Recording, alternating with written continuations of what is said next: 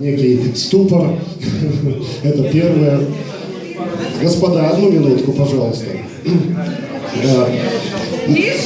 Тише, ребята. Я понимаю вашу радость по поводу того, что все прошло хорошо. Маленькая еще деталь такая.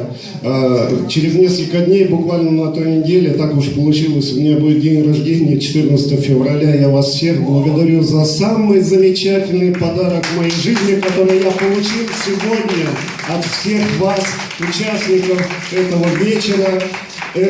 Этот день никогда не то, что не забудется, но каждую деталь его я буду вспоминать, смотреть видео, записи, фотографии. Спасибо вам большое. Успех этого вечера во всех авторах. И за всех, благодаря всем авторам, которые приняли в нем участие. Ну а мы, руководители, организаторы, помощники, конечно, только лишь мелкие такие вот, как сказать, кукловоды-организаторы. Да. Спасибо вам большое, друзья. Ну а что дальше? Что завтра?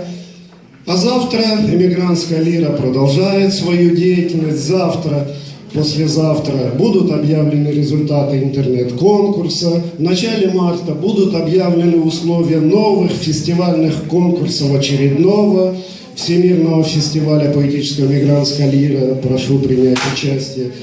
Продолжает работу наш журнал, кстати, несколько номеров еще там, можно ко мне подойти и его изъять из полок. Спасибо вам, друзья, до новых встреч. Спасибо.